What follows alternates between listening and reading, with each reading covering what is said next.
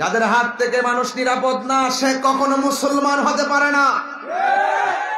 মান সালিমাল মুসলিমুনা মিন লিসানিহি ওয়া ইয়াদিহি, যার হাত থেকে কেউ নিরাপদ না, যার জবানের কথা থেকে কেউ নিরাপদ না, সে যতই মাথায় পাগড়ি পরুক, যতই মুখে দাড়ি রাখুক, মনে রাখবেন এদের ভিতরে মুনাফিকি রয়েছে। এরা কখনো মুমিন হতে পারবে না, মুসলমান হতে পারবে না, যারা ওলি আল্লাহর সঙ্গে বেয়াদবি করে। দেশে শান্তি আসবে কেমন? আপনি বলছেন আধুনিক রাষ্ট্র গঠন করবেন। আধুনিক রাষ্ট্র কি গঠন করবেন? নবীজি কি বলছে? কবর মধ্যে আগুন লাগাই দাও। নবীজি কি বলছে? মসজিদে আগুন লাগাই দাও। তো এই আগুন লাগাইলো কারা? যারা মসজিদে আগুন লাগায়, এদের বিরুদ্ধে আমাদের কি রুখে দাঁড়াতে হবে? মাজারকে সুরক্ষা দিতে হবে। ইসলামের সঠিক ভাবধারাকে সুরক্ষা দিতে হবে। নবী পাকের আদর্শের পতাকাকে উড়াতে হবে। যারা নবীর বিরুদ্ধে অবস্থান নিবে, যারা ওলি আল্লাহর বিরুদ্ধে অবস্থান নিবে, সেখানে সকল আহলে সুন্নাত ওয়াল জামাতের আপামর সুফি জনতাকে ঐক্যবদ্ধ থাকতে হবে। কথা বলেন ঠিক কিনা?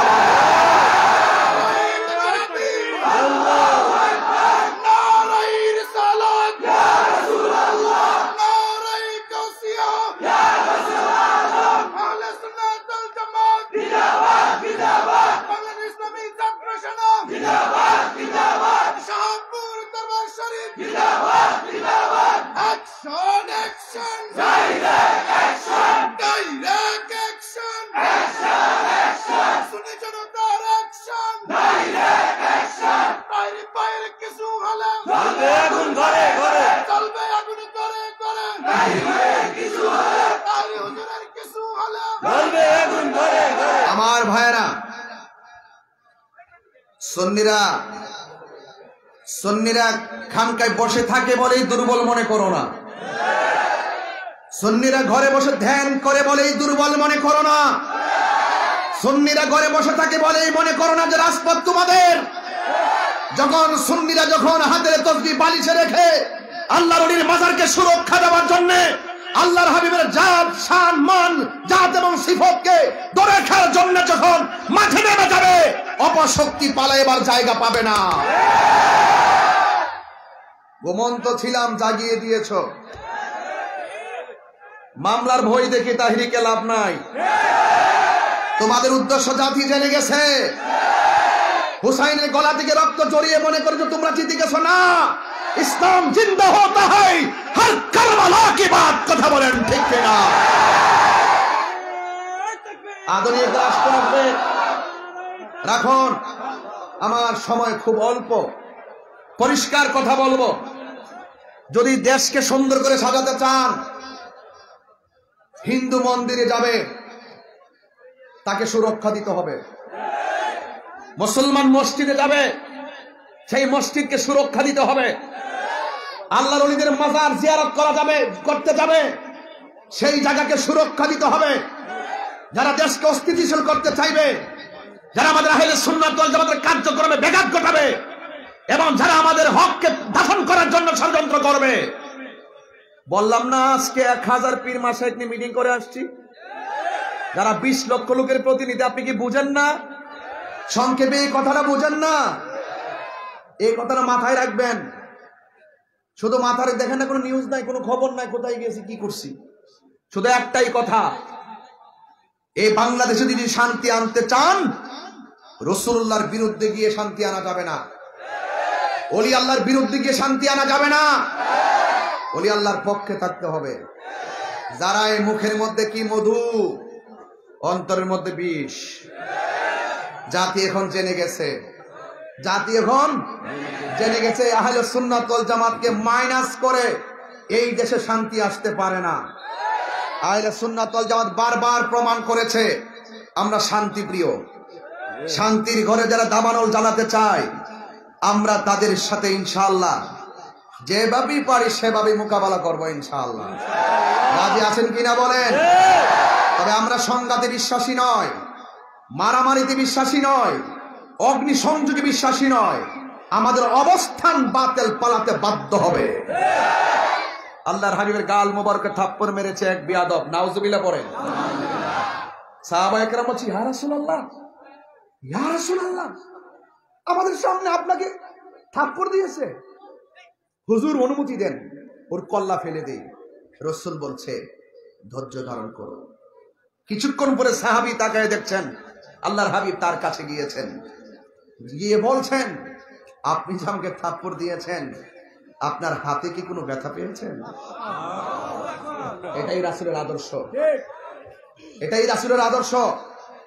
আজকে আল্লামা শাহেদ নূর ইসলাম, শহীদ নূর ইসলাম ফারুকী রহমাতুল্লাহ আলাইহি ঘরের ভিতরে ঢুকে হাত পা বেঁধে জবাই করেছে। যদি আমরা চাইতাম রাস্তাঘাটে গাড়ি ঘোড়া আগুন দিয়ে জ্বালিয়ে দিতে পারতাম। এই হত্যার বদলে ধরাধরি টেনে টেনে রাস্তায় রক্তাক্ত করতে পারতাম। আমরা ক্ষমা করে দিয়েছি, তবে বিচার একদিন হবেই হবে। বিচার করবেন কে? আল্লাহ। এই জন্য রাসূলুল্লাহর আদর্শ যদি দেশকে সুন্দর করে সাজাতে চান, ধৈর্য, শুধু ধৈর্য রাখেন। আমি কি বলছি, বিজয় আসবেই। আজকে দেখতেছেন না ইসরায়েলে ফিলিস্তিনকে কিভাবে মারতেছে। এমন এক সময় আসবে, এই ফিলিস্তিন মুসলমানদের ডরে ইহুদিরা গাছের কোনায় গিয়ে পালাবে। মুসলমানরা বলবে, আরে বেয়াদবটা গেল কোথায়, আরে বেয়াদবটা গেল কোথায়। গাছ তখন ডাক দিয়ে বলবে, এ মুসলমান, এই বাচ্চার তো আমার আড়ালে পলাই রইছে। গাছে ডাক দিয়ে বলবে, বাটপার তো পলাই রইছে, ধরে এনে সাইজ করো। হ্যাঁ, বিজয় আসবে কখন? যদি মুমিন হন। কথা বলেন ঠিক কিনা? শর্ত কি? মুমিন হতে হবে। মুনাফিক যেই ঘরে আছে, ঘর শেষ। মুনাফিক যেই বাজারে আছে, বাজার শেষ। মুনাফিক যেই সমাজে আছে, সমাজ শেষ। মুনাফিক যেই রাষ্ট্রে আসবে, রাষ্ট্র শেষ। মুনাফিক মুক্ত বাংলাদেশ গঠন করতে হবে। সুন্নিরা মুনাফিক নয়। সুন্নিরা কি নয়? মুনাফিক নয়। এই জন্য আমার যুবক ভাইয়েরা, এই বাংলাদেশটাকে যদি সুন্দর রাষ্ট্রে পরিণত করতে হয়, আল্লাহ রাব্বুল আলামিন কোরআনের মধ্যে দুইটা ধারা দিয়ে দিয়েছেন। এই ধারার একটা ধারা হলো, মা আতাকুমুর রাসূলু ফাখুযুহু ওয়া মা নাহাকুম আনহু ফান্তাহু। আল্লাহ রাব্বুল আলামিন বলেন, মানব জাতির হেদায়েতের জন্য আমি আল্লাহ কোরআন শরীফের মধ্যে কিছু কল্যাণকর বিষয় বেঁধে দিয়েছি। এই কল্যাণকর বিষয়গুলো যে জাতি আঁকড়ে ধরবে, এই কল্যাণকর বিষয়গুলো যে জাতি তারা নিজের জীবনে, ব্যক্তিগত জীবনে বাস্তবায়ন করবে, এই ব্যক্তি জীবন ধন্য, এই ব্যক্তিগত সমাজ ধন্য, এই মানুষের রাষ্ট্র ধন্য। আর এই কোরআনের মধ্যে আরেকটা ধারা দিয়ে দিয়েছি। ওই ধারাটা হলো কল্যাণকর। ওই মন্দের চর্চা যারা করবে, মন্দটা যারা আঁকড়ে ধরবে, এরা সবাই গুমরাহ হয়ে যাবে, পথভ্রষ্ট হয়ে যাবে। এই জন্য কল্যাণকর যা আছে সব গ্রহণ করা লাগবে, অকল্যাণকর থেকে আমাদের দূরে থাকা লাগবে। আমার যুবক ভাইয়েরা, আল্লাহ রাব্বুল আলামিন কোরআনের আরেক জায়গায় বলেছেন, ইয়া আইয়ুহাল্লাযীনা আমানু দুখুলু ফিস-সিলমি কাফা। হ্যাঁ ঈমানদারগণ, তোমরা ইসলামের মধ্যে প্রবেশ করো পরিপূর্ণভাবে। একমাত্র রাষ্ট্র গঠন করতে গেলে ইসলামটা হলো শান্তির ধর্ম। কথা বলেন ঠিক কিনা? যে ঘরে কোরআন আছে শান্তি আছে না নাই? যেই সমাজে কোরআন দিয়া চলে সমাজ শান্তি আছে না নাই? যেই দেশের মধ্যে মানুষ কোরআনের চর্চায় বেশি দাবিত হবে, ওই দেশটা উন্নত হয়ে যাবে। এই জন্য আমানতধারীর কাছে দেশ নিরাপদ, কোন সুদখোরের কাছে দেশ নিরাপদ হতে পারে না। যেই ঘরের মধ্যে সুদ চলে, এই ঘরের মধ্যে শান্তি। যেই সমাজের মধ্যে সুদ চলে, ওই সমাজে শান্তি। যেই দেশের মধ্যে সুদ চলে, সেই দেশের মধ্যে শান্তি। এই জন্য আল্লাহর কোরআন ধরে বলতেছি, কল্যাণকর যা আছে, কল্যাণকরের মধ্যে শ্রেষ্ঠ কল্যাণের পথ হলো নামাজ। কথা কন না কেন? কি বলছি ভাই? নামাজ সর্বোত্তম ইবাদত হলো নামাজ। আর আপনি যত অন্যায় করেন, অন্যায়ের ভিতরে আল্লাহ রাব্বুল আলামিন ভয়ঙ্কর যে অন্যায়টার কথা বলেছেন, সেই অন্যায়টার মধ্যে 1 নম্বর অন্যায় হলো আল্লাহর সঙ্গে শরীক করা। কি করা? আল্লাহর সঙ্গে শরীক করা। আল্লাহর সঙ্গে শরীক করা যাবে না, নবীর সঙ্গে নাফরমানি করা যাবে না। এরপর আল্লাহ রাব্বুল আলামিন কোরআনে বলেছেন, ওয়া মা নাহাকুম আনহু ফান্তাহু, যা বলছি অকল্যাণকর তা থেকে তোমাদের দূরে থাকা লাগবে। আপনারা জবান খুলে বলুন, সুদ খাওয়া কি হালাল না হারাম? আর জবান খুলে বলুন। এই জন্য যুবক ভাইয়েরা আমার, হালালকে হালাল বলতে হবে, হারামকে হারাম বলতে হবে। যদি এই পার্থক্যটা আপনি না করতে পারেন, তাহলে সমাজে কখনো শান্তি আনা যাবে না।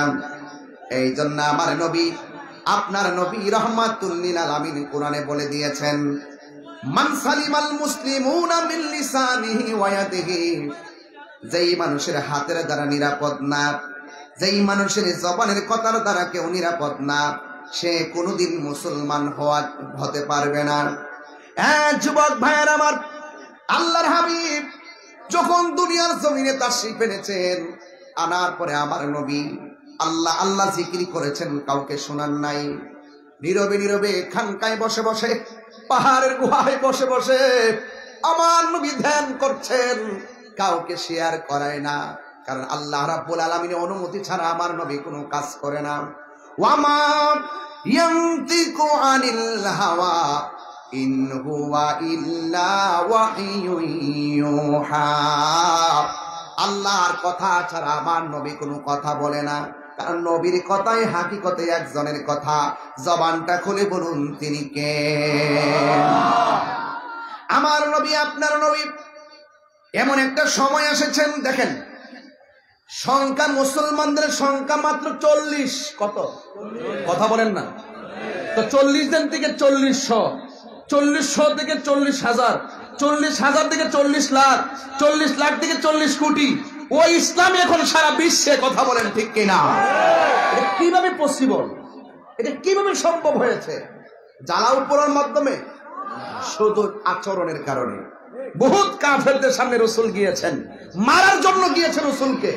কাফেররা মারতে গেছে, আল্লাহর হাবিবের ব্যবহার শুনে তারা কালিমা পড়ে মুসলমান হয়ে গেছে। তাহলে আপনার ব্যবহার ঠিক করতে হবে না, আপনার জবানকে হেফাজত করতে হবে।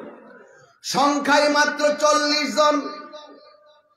এই 40 জনের ভিতরে একজন লোক আছে বড় সাহসী, যার নাম হলো সিদ্দিক আকবর। সুবহানাল্লাহ। দেখছেন নি আল্লাহর হাবিবের রওজা মুবারকের পাশে, যার রওজা মুবারক, এই রাসূল পাকের রওজা মুবারকের পাশে থাকতে যায়, আর তিনি কোনো লবিং করেন নাই, তিনি কোনো টাকা ইনভেস্ট করেন নাই, তিনি অন্য কোনো শক্তি প্রয়োগ করে নাই। তিনি এমন রাসূল পাকের সহচর বন্ধু, কোরআনের ভিতরে যার কথা আল্লাহ পাক উল্লেখ করেছেন, 2 সাথীর এক সাথী। বলে না সুবহানাল্লাহ। 2 সাথীর এক সাথী, রাসূল একজন, সাথে আরেকজন, অন্য কেউ না, তিনি আবু বকর। জোরে বলুন সুবহানাল্লাহ। যখন মাত্র সংখ্যায় 40 জন, ওই মুহূর্তটা খুব ক্রাইসিস। ইসলামের কথা বলা যায় না, আল্লাহর জিকির করা যায় না। এর মধ্যে একজন সাহাবী, যার নাম হলো হযরত সিদ্দিক আকবর, তিনি ডাক দিয়া বলেন, ইয়া রাসূলুল্লাহ, মন চাইতেছে প্রাণ খুইলা মালিকের জিকির করি, প্রাণ খুইলা মালিকের ডাকি। আমার নবী বলেন, আবু বকর, সময়টা বড় ডেঞ্জারাস। ডানে কাফের, বামে কাফের, সামনে কাফের। অথচ এমন সংখ্যা কম হওয়ার পরেও, চতুর্দিকে কাফের হওয়ার পরেও, কাফেরদের যত আমানত সবকিছু এনে আমার নবীর কাছে জমা রাখতেন। কারণ তারা নবীকে এমন বিশ্বাস করতেন, কাফেররা পর্যন্ত জবান দিয়ে আল আমিন বলতে বাধ্য হয়েছে। এটা কিসের কারণে? ব্যবহারের কারণে। সিদ্দিক আকবরকে নবী ডাক দিয়ে, কে আবু বকর, এখন যে সময়টা বড় কঠিন, আবু বকর সিদ্দিক রাদিয়াল্লাহু তাআলা আনহু বলেন, ইয়া রাসূলুল্লাহ, মন তো মানে না। আমার নবী ডাক দিয়ে বলে, আবু বকর, তুমি যে প্রচার করতে চাচ্ছ চতুর্দিক দিয়া তো কাফের। আমার নবী বলে, আবু বকর সিদ্দিক রাদিয়াল্লাহু তাআলা আনহু বলে, ইয়া রাসূলুল্লাহ, আমার মন চায়। আমার নবী 40 জনকে ডাকলেন। 40 জনকে যখন এলান করে দিলেন, ঠিক ওই মুহূর্তে কাফেরদের কানের মধ্যে খবরটা চলে গেছে। কাফেরদের খবরটা কানে যখন খবরটা চলে গেল, কাফেররা মনে মনে ভাবলেন, না জানে নবী 40 জন নিয়ে কি মিটিংটা করে। আল্লাহর হাবিব 40 জনকে নিয়ে মিটিং বসলেন, আর কাফেররা ছদ্মবেশে চতুর্দিকে দাঁড়ায় রইছে, আর হাতের মধ্যে পাথর নিয়ে রাখছে। যদি কোনো সিদ্ধান্ত কাফেরদের বিরুদ্ধে যায়, এখানে অ্যাটাক করবে। কিন্তু আমার নবী, আপনার নবী মজলিসের মধ্যে ডাক দিয়া বলে, ও আবু বকর, তোমরা যারা এখানে এসেছো, যদি হকের জন্য, দ্বীনের জন্য, ইসলামকে প্রচার করার জন্য যদি জীবন দেওয়ার প্রশ্ন আসে, তাইলে তোমাদের 40 জনের মধ্যে কে জীবন দিবে? সুবহানাল্লাহ বলবেন না? আমি যদি বলি, এই মুহূর্তে বড়রাতে কেউ যদি নবীরে গালি দেয়, তার বিরুদ্ধে জিহাদ ঘোষণা করলে কে কে মরতে রাজি আছেন? হাত তুলে দেখা। আল্লাহু আকবার বলবেন না? হাত নামান, হাত নামান। ওই সময়টা এত সহজ ছিল না।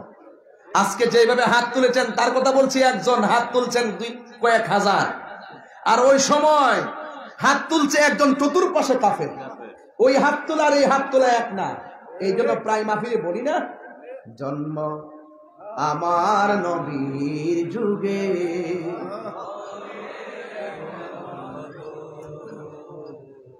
জন্ম আমার নবীর যুগে, হলে কেমন হতো, দুনয়নে রাসূল পাক, দুনয়নে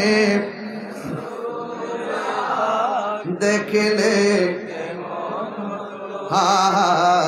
জন্ম আমার নবীর যুগে, আসত ভেসে হযরতে বিলালের মধুর আযান, সেই আযানে ছিল এমন প্রেম মুগ্ধ রহমান। আসিত বেশে হযরতে বিলালের মধুর আযান, সেই আযানে মুগ্ধ রহমান। দয়াল নবীর পিছে নামাজ। সবাই মন খুলে খুলে পড়েন, আজকে রাত্র বেশি হয় না, একদম উজাড় কণ্ঠে পড়েন। দয়াল নবীর পিছে নামাজ, দুনয়নে রাসূল পাক দেখলে কেমন হতো, দুনয়নে রাসূল পাক দেখলে জন্ম আমার নবীর যুগে, পড়ছি আমি নাতে রাসূল, পাশে দয়াল নবী, নাতে রাসূল শুনে নবী দিলেন মুচকি হাসি। ঠিক না?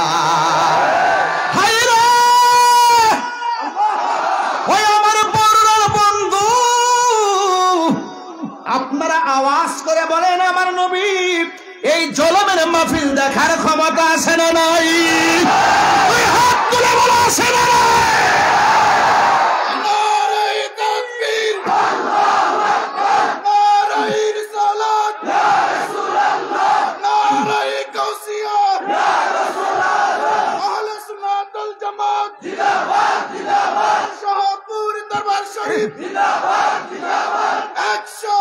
Action! Direct action! Sunni Janatar action! নবী আমার আল্লাহর হাবিব এই মাহফিল দেখার ক্ষমতা আছে না নাই?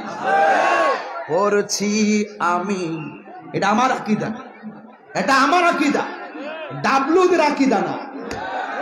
ডাবলু মার্কা কিছু মৌলবী আছে, এরা মনে করে এই জলম থেকে মদিনা বহুদূর, আর আমরা মনে করি মদিনাওয়ালার জন্য এই জলম হাতের তালুর মধ্যে। কথা বলেন ঠিক না বেঠে? এই জন্য বলছি, করছি আমি নাতে রাসূল পাশে নূরের নবী, নাতে রাসূল শোনে নবী দিলেন মুস্কি হাসি। জোরে জোরে কি আল্লাহু আকবার বলা যাবে না? জন্ম আমার নবীর যুগে,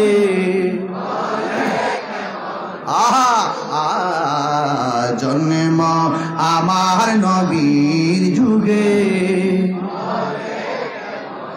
দু নয়নে রাসূল পাক দেখলে, মাশাআল্লাহ খুব ভালো লাগছে। দু নয়নে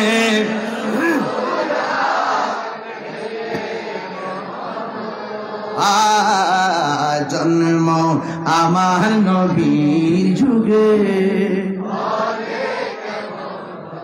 একটা জবানও বন্ধ রাখবেন না, মহব্বতে মায়ার সুরে বলুন ইয়া রাসূলুল্লাহ। ও বন্ধুরি, ও জনমের বাবা, কি ভাষায় নবীকে চিনা বরে বাবা।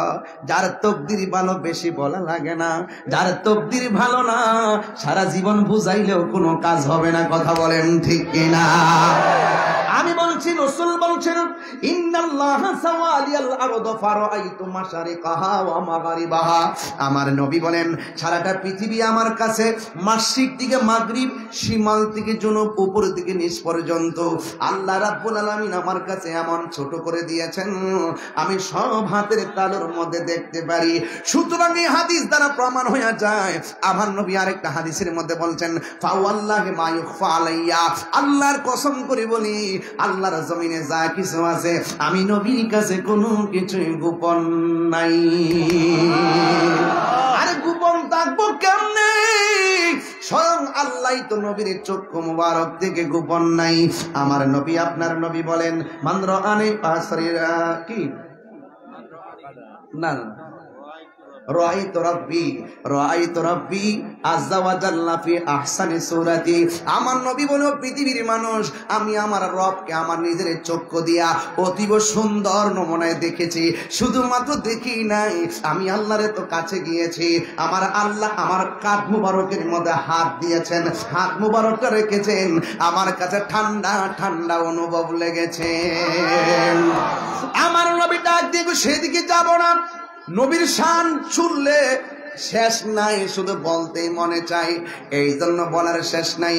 আমার নবী আপনার নবী ডাক দিয়ে বলি আবু বকর, যদি এখন মরণের প্রশ্ন আসে, দিনকে কায়েম করতে যাইয়া, হককে কায়েম করতে যাইয়া, আল্লাহর বিধানকে কায়েম করতে যাইয়া যদি জীবন দেওয়ার প্রশ্ন আসে, সর্বপ্রথম কে তোমরা 40 জনের মধ্যে জীবন দিবা? ওই মুহূর্তে একটা সাহাবী লাব্বাইক ইয়া রাসূলুল্লাহ বলে দাঁড়ায় গেছে, যার নাম হলো হযরত সিদ্দিক আকবর। জোরে কি সুবহানাল্লাহ বলা যাবে না? চতুর্দিকে কাফের। ওই মুহূর্তে দাঁড়ায় যাওয়াটা সাধারণ দাঁড়ায় যাওয়ার মতো নয়।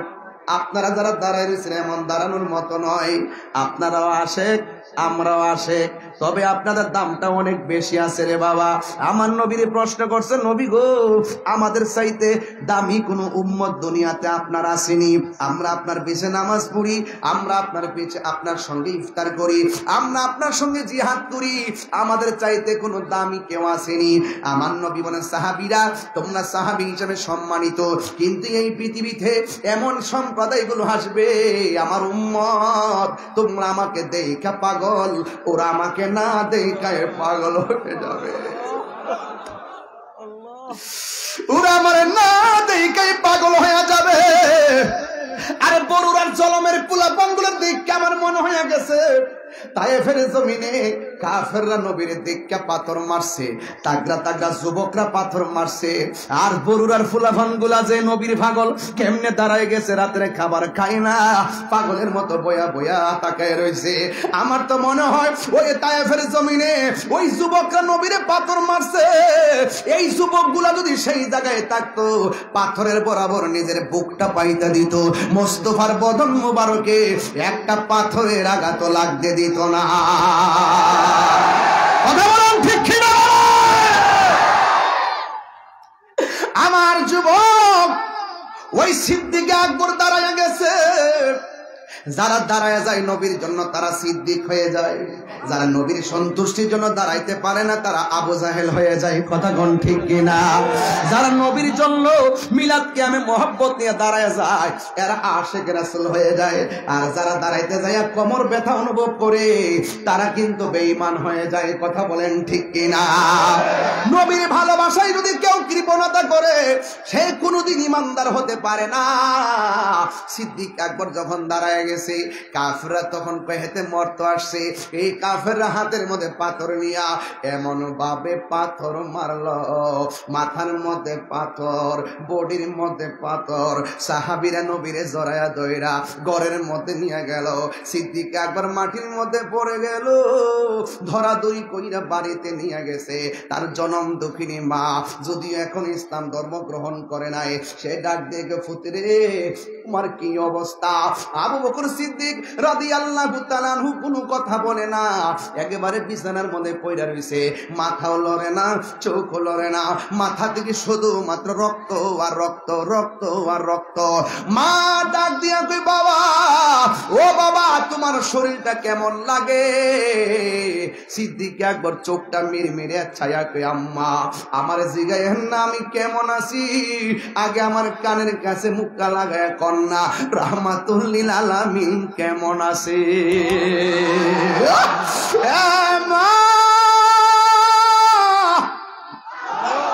মাগো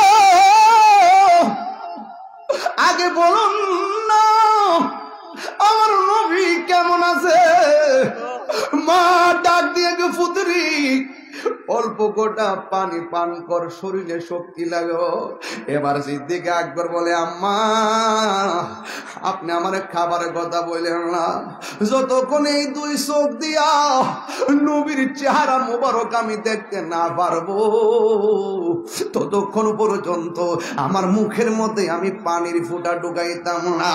ও আম্মা একটা বার আমার নবীর বাড়ি নিয়ে যান না গো মা।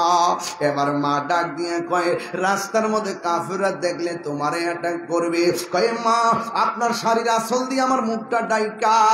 তখন সিদ্দিক আকবর গায়ের মধ্যে রক্ত ঝরতেছে, ডাক দিয়া বলে মা আপনার শাড়িটা আমার চেহারার মধ্যে ডাইকা মোস্তফার বাড়িতে আমার লইয়া যান না গো। এই কথা বলার পরে মা তো মা, ওই ছেলের সন্তুষ্টি তো মা চায়। আমার নবী তো বলছে মা যদি বিধর্মীয় হয় মা বাবার সঙ্গে খারাপ ব্যবহার করা যাবে না, মা বাপ যদি মুশরিকাও হয় এরপর মা বাপের সঙ্গে খারাপ ব্যবহার করা যাবে না। ওই সিদ্দিক আকবরকে মাথার মধ্যে সুন্দর করে এবার কাপড়টা ঢুকাইয়া এমন ভাবে আস্তে আস্তে করে নবীর বাড়িতে নিয়ে গেছে। আমার নবীর কাছে যায় গো নবী গো, নবী গো, হ মায়ার নবী আগে বলুন না আপনি কেমন আছেন? আমার নবী বলে আবু বকর হায় আমার কাছে আয়। আবু বকরের কপালে আমার নবী একটা চুমু দিলেন। এবার আমার নবী ডাক দিয়ে বলে আবু বকর তোমার শরীরটা কেমন আছে? ও নবী গো এতক্ষণ খারাপ লাগছিল, আপনি নবীকে দেখার পরে আমার মনটা যেন ভালো হয়ে গেছে গো নবী।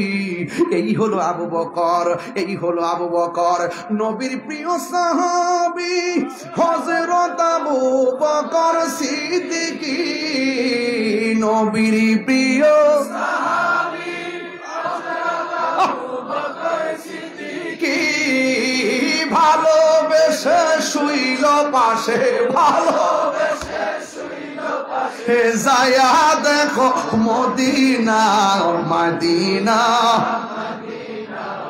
আসে গো মুমিনের ঠিকানা বলুন মদিনা না আসে গো মুমিনের ঠিকানা দিদার চেয়ে কাঁদো তোমরা দিদার হো না নবীর দিওয়ানা মদিনা মদিনা আসে গো মুমিনের ঠিকানা বলুন মদিনা পাগলরা মিনের ঠিকানা জালালুদ্দিন সুয়ুতি ৭৫ বার দেখল নবীজি জালালুদ্দিন সুয়ুতি ৭৫ বার দেখল নবীজি এতবার দেখিয়া নবী এতবার দেখিয়া নবী জালা তাহার মিটে না মদিনা আসে গো মুমিনের ঠিকানা বলুন মদিনা গো মুমিনের ঠিকানা বলো দিদার চেয়ে কাঁদো তোমরা দিদার না মদিনা মদিনা মুমিনের ঠিকানা বলুন মদিনা মুমিনের ঠিকানা একটা জবান বন্ধ রাখবেন না মহব্বতে মায়ার সুরে বলুন আল্লাহু আকবার আমার নবীর মজলিসে আঘাত করলো আমার নবী পাল্টা আঘাত করে নাই আমার নবী বলছে আবু বকর এরা বুঝে নাই আল্লাহু আকবার জোরে কর আরে জিব্রাইল তো বারবার ডাক দিয়া বলছে নবী গো একটাবার হুকুম দেন না যে এই অন্যায় আপনার সঙ্গে করতেছে এদেরকে পাহাড়ের নিচে ফেলে মেরে দেই আল্লাহর হাবিব ডাক দিয়া বলে জিব্রাইল আমি নবী তো রাহমাতুল লিল আলামিন কথা কোন ঠিক কিনা ওই আমার নবী আপনার নবী রাহমাতুল লিল আলামিন আদর্শ হলো ক্ষমা করে দিতেন আর সত্য যেটা মানুষের সামনে প্রেজেন্টেশন করতেন আজকে দেখা যায় মানুষ গায়ে পুরা ঝগড়া লাগাইতে চাই আজকে দেখা যায় মানুষ জোরে চাপায়া দিতে চাই আরে বাবা তোমার যদি মাজার ভালো না লাগে না যাইবা তোমারে কে অর্ডার দিছে মাজার বাংটা কথা কোন ঠিক কিনা তোমার কাম হলো ফতুয়া দিয়া যাও আমার কামও ফতুয়া দিয়া যায় তোমার কামও তুমি প্রচার কইরা যাও আমার কাজও আমি প্রচার কইরা যাও যার ভালো লাগে গ্রহণ করবে যার ভালো লাগে না গ্রহণ করবে না আপনি যদি আঘাত করতে চান প্রতিকার ইনশাআল্লাহ একদিন হবে কথা বলেন ঠিক কিনা এই জন্য যুবক আমার নবীর জীবনে কোনদিন কাহারও গায়ে পরে যুদ্ধ করে নাই আমার নবীর মারার জন্য ষড়যন্ত্র করেছে আল্লাহ বলছে বন্ধু আর তসবিহ হাতে রাখবেন না হাতে তলোয়ার নেন নবীরে মারতে আসছে আল্লাহ কয় তলোয়ার নেন আমার নবীর নিজ থেকে কোনদিন কাহারও সঙ্গে যুদ্ধ করে নাই ২৭টা যুদ্ধ করছে কাফেররা গায়ে পড়ে নামছে ইসলামের নাম নিশানা মুছে ফেলার জন্য আজকে বাংলাদেশের কি হইছে নিজেরা কামড়া কামড়ে লেগে মানুষ মারে কথা কোন ঠিক কিনা কি জানে ধরলো কি জানে হইলো ওই দিন দেখলাম দুই গ্রুপে লাগিয়া সাইডটা নাই যে মার সন্তান মারা গেছে সে বুঝে সন্তান হারা ব্যথা কত কথা বলেন ঠিক কিনা আরে ভাই নিজেরা কামড়া কামড়ে লাগছেন কিসের জন্য চেয়ারের জন্য লাত্তি মারি চেয়ার সেই ক্ষমতায় আপন ভাইয়ের রক্ত ঝরাতে হয় সেই ক্ষমতা আমরা চাই না কথা বলেন ঠিক কিনা রক্তের রাজনীতি বন্ধ করো মুখ দেখাইতে পারি না লজ্জায় সারা বিশ্ব আমাদেরকে কিভাবে তুলে ধরছে আপন নাই পর নাই স্বার্থের জন্য মানুষকে বলি করে দেওয়া মানুষকে মেরে ফেলা আমরা মুখ দেখাইতে পারি না তোমাদের এই সমস্ত চরিত্রের কারণে কথা বলেন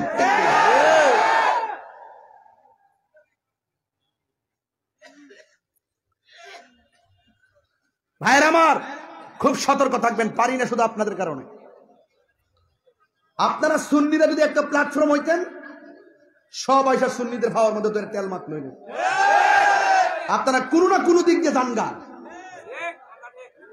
আপনারা যদি এক থাকতেন, 65% মুসলমান সুন্নি এই দেশে। পারি না শুধু আপনাদের কারণে, আপনারা কোনো না কোনো জিলাপি ভাই আর বিস্কুট ফাইন্যান্স মারেন। এগুলো এখন বন্ধ করতে হবে। বুঝেন না কেন বলতেছি? যে দিকে যাবো একদিকে যাবো, যেখানে যাই, কিন্তু বাইঙ্গা বাইঙ্গা যাইতাম না। এবার বাইঙ্গা বাইঙ্গার দিন শেষ।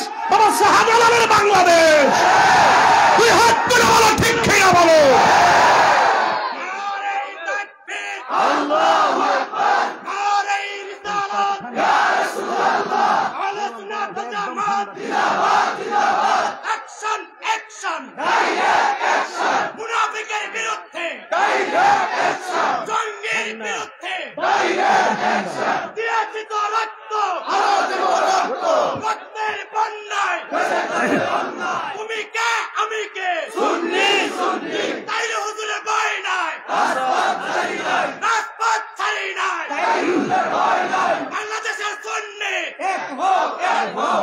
ভাইরা আমার, এই যে মানুষগুলো আজকে আসছেন সব কি সুন্নি না?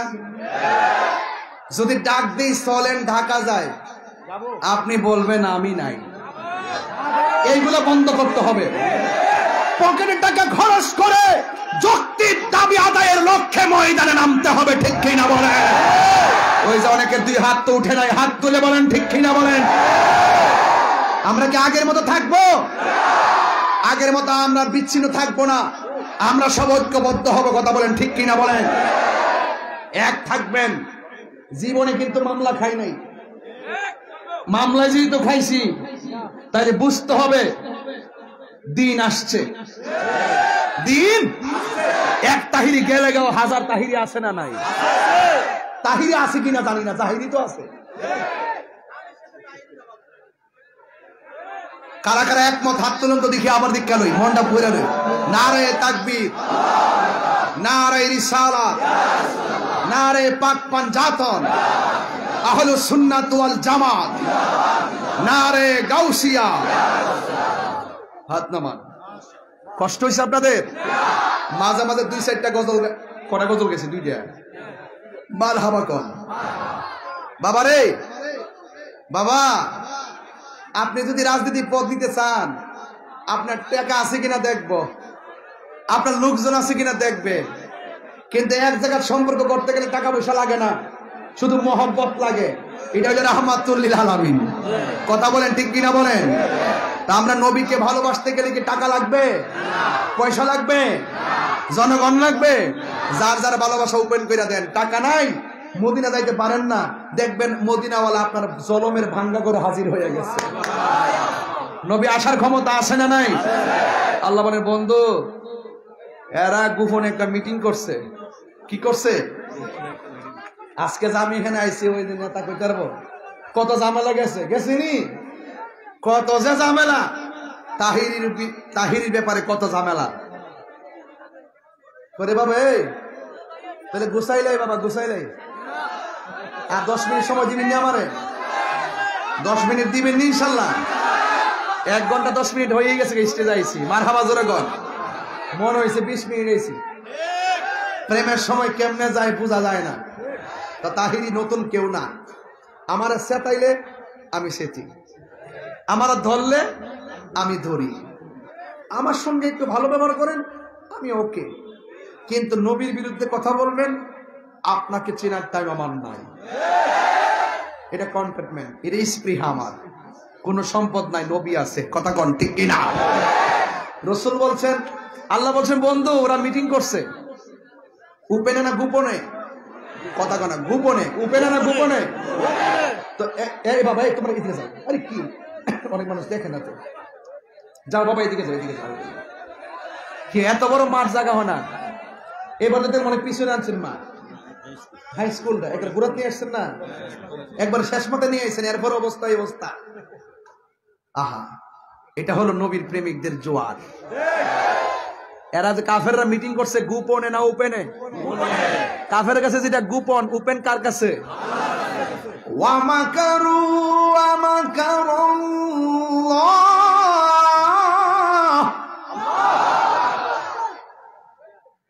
তেলাওয়াতটা করবো। ওয়াল্লাহু ওয়াল্লাহু খায়রুল মাকিরিন।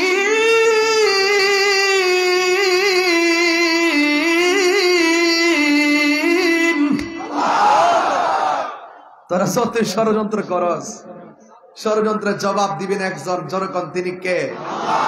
আরো জোরে, উত্তম পরিকল্পনাকারী কে? আল্লাহ ডাক দিকে বন্ধু, ওরা গোপনে মিটিং করছে আপনাকে মারবে। নাউজুবিল্লাহ কর না কেন? রাসূল বলছেন আল্লাহ আমার 6টা মর্যাদা দিয়েছে, 6টা মর্যাদা পৃথিবীর কোন নবী রাসূলকে দেয় নাই।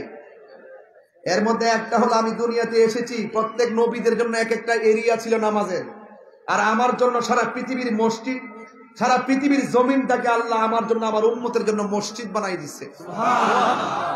আরেকটা মর্যাদা হলো আদম নবী বলতে পারবেন আমি শেষ নবী, ইব্রাহিম নবী বলতে পারবেন আমি শেষ নবী, আমি নবী, আনা খাতামুন নাবিয়্যিন লা নাবিয়্যা বাদি, আমি নবী হলাম শেষ নবী, আমার পরে আর কোন নবী আসবে না।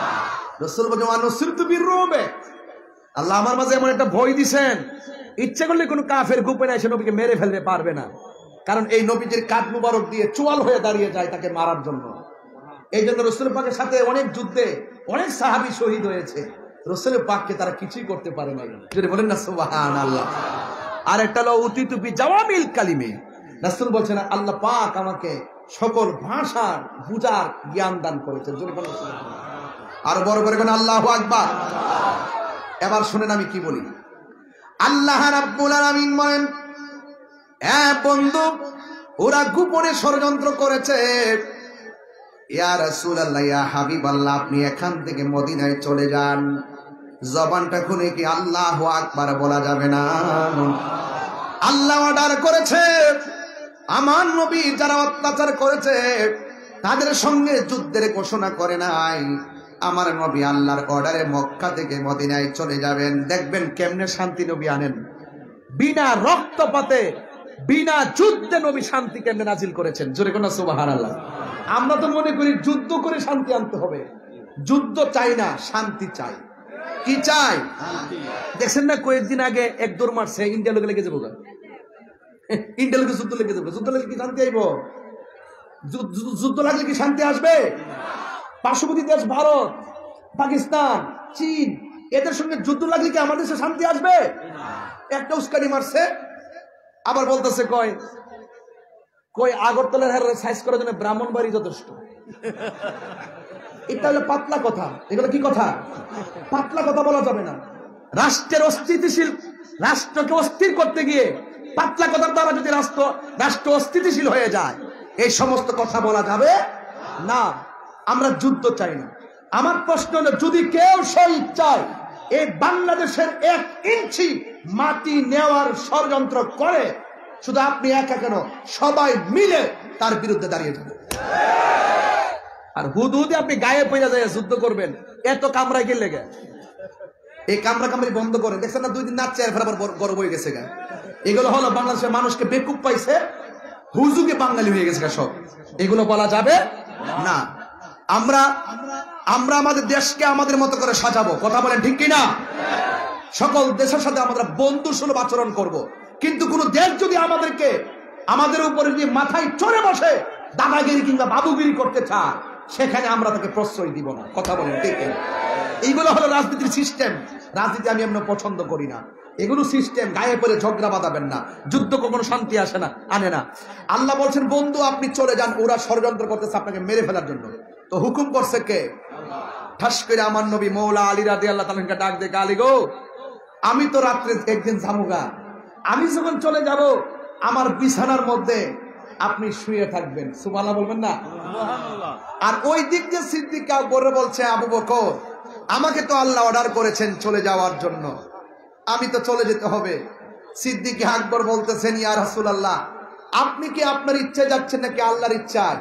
আল্লাহর ইচ্ছায়। আল্লাহর ইচ্ছা যদি যায় থাকেন আমি বাধা দিব না, তবে আপনি রসুলকে দেখলে আমার 7 দিনের ক্ষুধা দূর হয়ে যেত। ইয়া রাসূলুল্লাহ, ইয়া হাবিবাল্লাহ, নবী গো, ও মায়ার নবীজি, আপনাকে একদিন দেখলে ক্ষুধা লেগে যেত, আপনাকে দেখলেই আমার 7 দিনের ক্ষুধা দূর হয়ে যেতে গো নবী। ইয়া রাসূলুল্লাহ, ইয়া হাবিবাল্লাহ, আমি কেমনে থাকবো? আবু বকর সিদ্দিক রাদিয়াল্লাহু তাআলা আনহুর চোখের পানি দেখে আমার নবী ডাক দিয়া বলে, আবু বকর, ও আবু বকর, চিন্তা করো না, আমি নবী যেই দিন যাব তুমি আবু বকরকে সাথে করে নিয়ে যাব। আমার নবীর সঙ্গী হইতে যাইয়া সিদ্দিক আকবর ভালোবাসা দিয়েছেন। আমার নবী সিদ্দিক আকবরকে কোলে নিয়েছেন। একদিন রাতের বেলা আমার নবী ঘর থেকে বের হলেন, আর হযরতে মাওলা আলী রাদিয়াল্লাহু তাআলা আনহু বিছানার মধ্যে সুন্দর করে শুয়ে গেলেন। আল্লাহর হাবিব সাল্লাল্লাহু তাআলা আলাইহি ওয়াসাল্লামের বিছানায় যখন হযরতে আলী রাদিয়াল্লাহু তাআলা আনহু শুয়ে গেলেন, কাফেররা যে ঘরে ঢুকবে সেটা আলী রাদিয়াল্লাহু তাআলা আনহু জানে। কাফেররা যে নবী মনে করে সিদ্দিক আকবরকে মেরে ফেলতে পারে এটাও জানে। হযরতে মাওলা আলী রাদিয়াল্লাহু তাআলা আনহুকে জিজ্ঞাসা করা হয়, আলী গো, আপনি যে নবীর বিছানায় শুয়ে রইলেন, আপনি মুখের মধ্যে অনেকগুলো কাপড় দিয়ে শুয়ে রইলেন, কাফেররা যদি আপনি আলীকে নবী মনে করে মেরে ফেলতো তাইলে আপনি কি করতেন? হযরতে মাওলা আলী রাদিয়াল্লাহু তাআলা আনহু ডাক দিয়া বলেন, নবীর প্রেমিকের দল, তোমরা আমাকে বলতেছো আমাকে নবী মনে করে ওরা যদি মেরে ফেলতো আমি কি করতাম? কিন্তু না না, আমি তো এই কথা একটা বারের জন্য চিন্তা করি নাই। আমার নবী যখন হিজরতের জন্য রওনা দিয়েছে, আমার নবী আমাকে বলেছেন, হে আলী রে, তুমি আমার বিছানায় শুয়ে থাকো, অতি শীঘ্রই তোমার সঙ্গে আমার দেখা হবে সোনার মদিনায়। আর জোরে জোরে কন্যা আল্লাহু আকবার। আমার নবী যখন বলছে আমার সঙ্গে নবীর দেখা হবে মদিনায়, আমি আলীর বিশ্বাস হলো নবীর সঙ্গে মদিনায় দেখা হওয়ার আগে পৃথিবীর কোনো মানুষ আমাকে মারতে পারবে না। এটা হলো সাহাবায়ে কেরামদের বিশ্বাস। কথা বলেন ঠিক কিনা? আর ওই দিক দিয়া আমার নবী রাতের বেলা যেই মাত্র চলে গেছে সিদ্দিক আকবরের বাড়িতে, যাইয়া ঘরের মধ্যে যখন টোকা দিয়েছে, এইভাবে আমার নবী টোকা দিলে ফাকরা আল বাব, দরজার মধ্যে যখন টোকা দিলেন, আমার নবী বলছি, ইয়া আবু বকর, যেই মাত্র সিদ্দিক আকবরকে ডাক দিয়েছেন, আমার নবীর ডাকটা শুনি না সিদ্দিক আকবর ঠাস কইরা দরজাটা খুললা বলে, লাব্বাইক ইয়া রাসূলুল্লাহ, লাব্বাইক ইয়া রাসূলুল্লাহ। আমি বুঝাইতে চাইতেছি নবীর কেমনে ভালোবাসা লাগে রে বাবা। এবার আমার নবী ডাক দিয়ে কয়, হে আবু বকর, তোমার আমি আজকে বলি নাই যে আমি আসবো, এমন ভাবে দাঁড়ায় রইছো যেন মনে হয় আমি নবী আগেই বলছি আজকে আসবো। হে আবু বকর, এত রাত হয়ে গেছে, আমি এত আগে বলেছি আমি একদিন রাতে যাব, আজকে রাতের বেলা যে যাব আমি তো তোমারে কিছু বলি নাই। আমি যে তোমাকে ডাকটা দেওয়ার সাথে সাথে তুমি দাঁড়ায় গেলা। হে আবু বকর, তুমি কি ঘুমাও নাই? সিদ্দিক আকবর ডাক দিয়া বলে, ইয়া, এই আল্লাহু আকবার জোরে হবে। সিদ্দিক আকবর ডাক দিয়া বলে, ইয়া রাসূলুল্লাহ, নবী গো,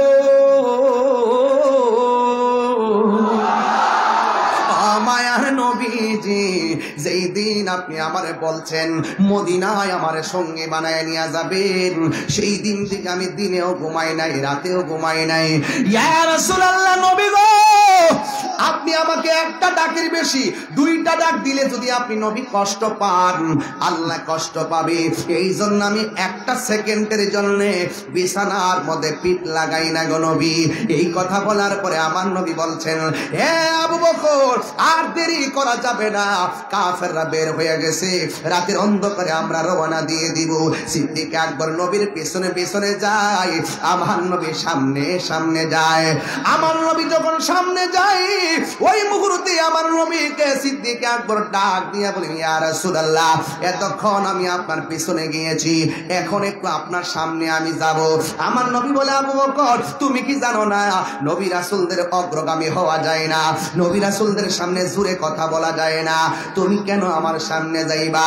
ইয়া রাসূলুল্লাহ, নবী, সামনের বাড়িটা একটা কাফেরের বাড়ি, ওই কাফেররা তো আপনাকে তালাশ করতেছে, যদি আপনার রাস্তার মধ্যে দেখা বালায় কাফের বাড়ি থেকে আপনার সিনা মুবারকের বরাবর ওরা তীর মেরে আপনাকে আঘাত করতে পারে। ইয়া রাসূলুল্লাহ, নবী, আপনার সামনে আমি থাকতে চাই, একটা বুঝি না, দুইটা বুঝি না, যত তীর আসে আমি আবু বকরের সিনার মধ্যে নিয়ে নিব, কিন্তু আপনার বদন মোবারকে একটা তীরের আঘাত আমি লাগতে দিব না। এইভাবে যাইতে যাইতে অনেক দূর পর্যন্ত গিয়েছে। হঠাৎ করে আমার নবী, আপনার নবী একটা গুহার ভিতরে আমার নবী গিয়ে ঢুকলেন। গুহার মধ্যে ঢোকার পরে সিদ্দিক আকবর বলেন, আমি দেখলাম গুহার ভিতরে অনেকগুলা গর্ত দেখা যায়, প্রত্যেকটা গর্তের মুখের মধ্যে একটা করে সাপ দেখা যায়। আমি দেখলাম শুধু গুহার মুখ আছে, পিছন দিক দিয়ে গুহার কোনো রাস্তা নাই, ডানে রাস্তা নাই, বামে রাস্তা নাই, এমন একটা গুহা আল্লাহ আমার সুযোগ দিছে। ওই গুহাটা দেখার জন্য আমি গিয়েছিলাম রে বাবা। ও বন্ধু রে, ও জনমের বাবা, এই ওয়াজটা কেন করতেছি জানেননি? এই কিশোর বয়সের পোলাপান গুলা ইতিহাস সম্পর্কে জানে না, এদেরকে ইতিহাস জানাইতে হবে, এদেরকে ঘটনা জানাইতে হবে। মুরব্বীরা জানলেও ছোট্ট পোলাপানদেরকে জানাইতে হবে, কারণ এরাই তো আগামী দিনের ভবিষ্যৎ। কথা বলেন ঠিক কিনা? ওই সিদ্দিক আকবর গুহার ভিতরে যখন ঢুকছে, আমার নবী, আপনার নবী রাহমাতুল লিল আলামিন ডাক দিয়ে বলে, আবু বকর, আমার একটু ক্লান্তি লেগেছে, আমি একটু আরাম করব। সিদ্দিক আকবর নবী পাককে এই হাঁটুর মধ্যে, এই উরু মুবারকের ভিতরে আমার নবীরে বালিশ বানায়া দিছে। জোরে জোরে কি আল্লাহু আকবার বলা যাবে না? হায় হায় রে, কেমনে ওয়াজটা বোঝাইতাম, ভালোবাসা কারে কয়। সিদ্দিক আকবর দেখতেছেন প্রত্যেকটা মুখের মধ্যে সাপ, এই সাপগুলা যেন নবীরে সুবল দিতে না পারে, নিজের কাপড়গুলা দাঁত দিয়ে কামড়ায় কামড়াইয়া, সিরা সিরা গেঞ্জি পাঞ্জাবি সিরা সিরা প্রত্যেকটা মুখের মধ্যে কাপড় লাগাইয়া দিছে, আমার নবীকে যেন কামড় দিতে না পারে, এ বন্ধুরে, যেন কোনো অনিষ্ট করতে না পারে। ওই মুহূর্তে আমার নবী, আপনার নবী রাহমাতুল লিল আলামিন ঘুমাইতাছে, আর গায়ের কাপড়গুলা সিরা সিরা একেবারে মুখের মধ্যে বন্ধ করে দিল, সব ছিদ্র বন্ধ করছে, সাপ যেন সুবল দিতে না পারে, দংশন করতে না পারে। আমার নবী তো আরাম করতেছে, ওই মুহূর্তে একটা ছিদ্র বাকি রয়ে গেছে, এই ছিদ্রটা সিদ্দিক আকবরের একটা পা দিয়া ওই ছিদ্রটারে বন্ধ করলো। যেই মাত্র পা দিয়া ছিদ্রটা বন্ধ করলো, আমার নবী ঘুমাইতেছেন। আপনারা জবান খুলে বলেন, নবীর চক্ষু যদিও ঘুমায়, অন্তর চক্ষু খোলা আছে না নাই? আমার নবী তো সব জানে। আমার নবী, আপনার নবী, হাইরে তুমি আমি ঘুমাইলে ওযু ভাঙ্গা যায়, নবী ঘুমাইলে ওযু ভাঙ্গে না, কারণ আমার নবী কাহারো মতো না। ও বন্ধু বন্ধু বন্ধু রে, আমার নবী, আপনার নবী যখন ঘুমাইতেছেন, হঠাৎ করে নবীর গাল মোবারকের ভিতরে, গাল মোবারকের ভিতরে, গাল মোবারকের ভিতরে আবু বকর সিদ্দিক রাদিয়াল্লাহু তাআলা আনহুর চক্ষু মোবারকের একটা ফোঁটা পড়ছে। আমার নবী, আপনার নবী যখন ঘুমটা ভেঙে গিয়ে ডাক দিয়ে, আবু বকর, তোমার চেহারাটা কালো কেন দেখা যায়, তোমার চেহারাটা মলিন মলিন কেন দেখা যায়? সিদ্দিক আকবর বলে, নবী গো,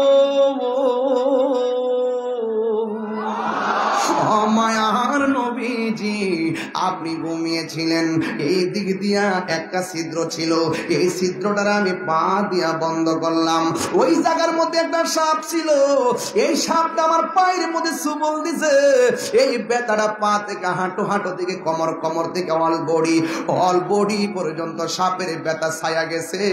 এই ব্যথা তীব্র হয়ে যাওয়ার পর আমার চেহারাটা কালো হয়ে গেছে। ইয়া রাসূলুল্লাহ, অন্য কিছু না। আমার নবী ডাক দিয়ে, আবু বকর, এত ব্যথা তুমি সহ্য করলা, আমার কেন ডাক দিলে না গো? ইয়া রাসূলুল্লাহ, আমার ব্যথার চাইতে আমার কাছে আপনার আরামটা বেশি মূল্যবান। এবার আমার নবী বলে, ও আবু বকর, কোন জায়গায় তোমার দংশন করছে? এবার সিদ্দিক আকবর পাটা দেখাইলো, পাটা দেখানোর পর আমার নবী, আপনার নবী রাহমাতুল লিল আলামিন এই নিজের থুতু মুবারকটারে আরে কেন তাহিরি নবী নবী করে, দুলাল প্রধান কেন নবী নবী করে, আর আমার শাল মজুর কেন নবী নবী করে, শাহপুরে দরবারে পিসাব কেন নবী নবী করে। আরে তোমরা আমার নবীরে আমরার মতো লইয়া নাচতেছ, নবীর থুতু মুবারক তো আমাদের মতো না, নবীর খাম মুবারক আমাদের মতো না, নবীর ছায়া মুবারক নবী পাকের প্রস্তাব মুবারক আমাদের মতো না। ও যুবক, আমার নবী হলো বেনজির বেমিসাল, সৃষ্টি জগতে কাহার সঙ্গে নবীর কোনো তুলনা। আমার নবী এইভাবে তুতু মুবারক লাগায়া দেওয়ার পরে সিদ্দিক আকবরকে ডাক দিয়ে বলে, আবু বকর বেতা আসেনি, বেতা আসেনি গো। সিদ্দিক আকবর বলে, ইয়া রাসূলুল্লাহ, আল্লাহর কসম করে বলি আপনি যখন তুতু মুবারক লাগাইছেন আমার বেতা সেকেন্ডের ভিতরে দূর হয়ে গেছে। এই মুহূর্তে আমার নবীর ডাক দিয়ে, ইয়া রাসূলুল্লাহ, একটা গুহা, একটা মাত্র রাস্তা, ওই দিক দিয়ে তাকায় দেখেন না, কাফের রামরার দিকে আসতেছে। আল্লাহু আকবার, কোনা খিল লাগে রে। আবু বকরকে সাপে কাইটা ধ্বংস করিল, আঙ্গু নবীর থুতু লাইগা বালা হয়ে গেল। মদিনাওয়ালার দেশ হলে জাগানো মদিনায় রাখি আই তো সাই। আল্লাহু আকবার বলে গেলেন, সেদিকে যাব না রে বাবা। বিজ্ঞানীদের বিজ্ঞানী আঙ্গ নবীজি, সুবহানাল্লাহ কোনে গেলে গেলে। আরে বিজ্ঞানীদের বিজ্ঞানী আঙ্গ নবীজি, এমন একজন নূরের নবী টু ভাই ভাই বানি। বিজ্ঞানীদের বিজ্ঞানী আঙ্গ নবীজি, বিজ্ঞানীরা রকেট চড়ে চাঁদের দেশে যায়, আঙ্গ নবী রকেট ছাড়া মেরা শরীর যায়। ইয়া রাসূলুল্লাহ, তিনবার হবে, তিনবার। আবার বলি, ইয়া রাসূলুল্লাহ। এটা কি সাধারণ কথা নাকি? বিজ্ঞানীরা রকেট চড়ে চাঁদের দেশে যায়, আঙ্গ নবী রকেট সারা মেরা শরীর যায়। আরে সেই যুগে কি রকেট বিমান সেদিন ছিল নি? না কইতারে না না। আরে সেই যুগে কি রকেট বিমান সেদিন ছিল নি? বিজ্ঞানীদের বিজ্ঞানী আঙ্গ নবী। এর আমার কইছে আধুনিক রাষ্ট্র গঠনের নবীজির আলোচনা। আধুনিক রাষ্ট্র বানাইছে বিমান, আধুনিক রাষ্ট্র বানাইছে রকেট। যখন রকেট নাই, বিমান নাই, তখন আমার নবীজি আরশে আজিমে গিয়েছে। কথা বলেন ঠিক? আধুনিক বলতে আধুনিক দিয়ে কি করতাম?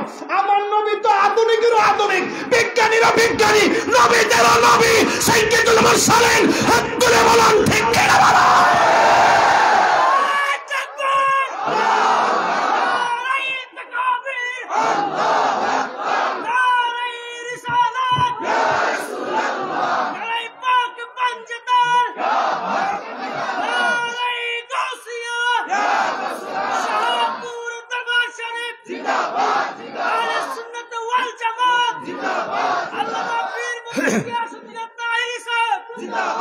মারহাবা কর না, মারহাবা। বাজান, আমি কিন্তু বেশি চিল্লাই দিকে আমার কষ্ট নেন না আপনারা। আমার যখন 76টা জায়গা, এরা আমার নবীর শান আজমত কি বুঝে? এরা বুঝায় যে নবী বিয়ে করছে, আমরাও করছি। নবী ঘাটে ঘাটে যা, বাজারে যা, আমরাও যাই। আরে বেটা, নবীর আমকানে গেছে, আর সাথে গেছে, তুই যা। ইটা দেহস, হিটা দেহস না। এইটার নাম হইল ডাব্লিউ। এটির নাম কি? ডাব্লিউ। এদেরকে বুঝাইবার জন্য আমরা XYZ। কথা কোন ঠিক না বেঠি? আবু বকরকে সাপে কাইটা কষ্ট হইতেছে, ধ্বংস করিল, আঙ্গু নবীর থুতু লাইগা বালা হয়ে গেল। সেই যুগে কি উজা পাইদা সেদিন ছিল নি? আধুনিক রাষ্ট্র বানাই উজা পাইদা ডাইকা না সাপ তুলবার লাগিয়া। আর আমার নবী থুতু মুবারক লাগিয়ে ভালো যা। যতই আমরা সাজাই না কেন, সবচেয়ে বড় মডেল হলো রাহমাতুল লিল আলামিন। যার আদর্শের সাগরে ডুব দিলে এই দেশ শান্তির দেশ হয়ে যাবে, যার আদর্শে ডুব দিলে এই বাড়ি আদর্শের বাড়ি হয়ে যাবে, যার আদর্শে ডুব দিলে আমার জীবন সোনার জীবন হয়ে যাবে। কথা বলেন ঠিক?